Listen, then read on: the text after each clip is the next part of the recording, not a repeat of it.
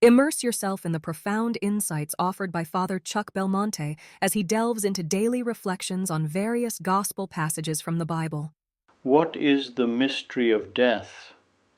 The mystery of death has always raised profound questions in human beings.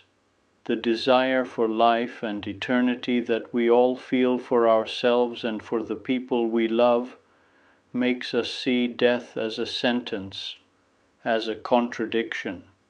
For some, death seems to be a kind of taboo, an event that must be kept at a distance, something that must be spoken of in hushed tones so as not to disturb our sensibilities and peace of mind. Often, for this reason, people even avoid visiting cemeteries. Is death really the last word on our lives? Only human beings ask themselves this question, because only they know that they must die. But being aware of this does not save them from death.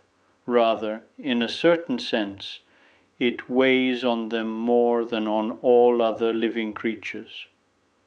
Considering this aspect, one might then think that we are paradoxical, unhappy creatures, not only because we die, but also because we are certain that this event will happen, even though we do not know how or when.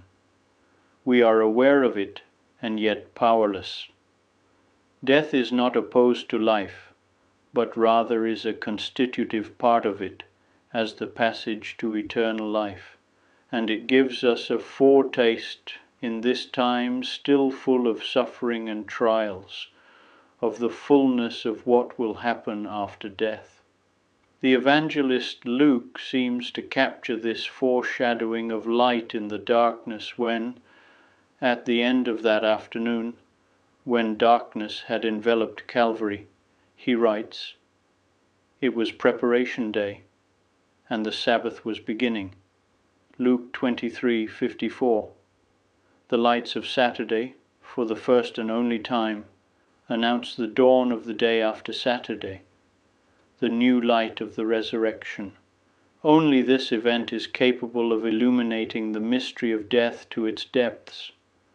Only the resurrection is capable of illuminating the mystery of death to its full extent.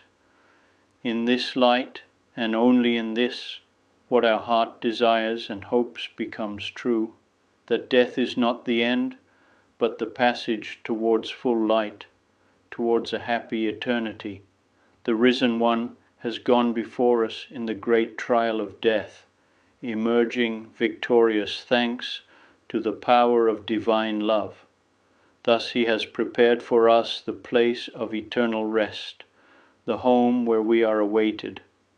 He has given us the fullness of life in which there are no longer any shadows and contradictions. Only in light of Christ's resurrection can one be able to call death our sister, as St. Francis did, while concluding that waiting for death in the hope of Jesus' resurrection preserves us from the fear of disappearing forever and prepares us for the joy of life without end. Praying, understanding what is beneficial for the kingdom of heaven, and letting go of the superfluous things that bind us to ephemeral things is the secret to living authentically with the awareness that our time on earth prepares us for eternity. Excerpts from Pope Leo XIV's Catechesis. I would be delighted to extend an invitation to you once again tomorrow for another insightful reflection on the Gospel by Father Belmonte.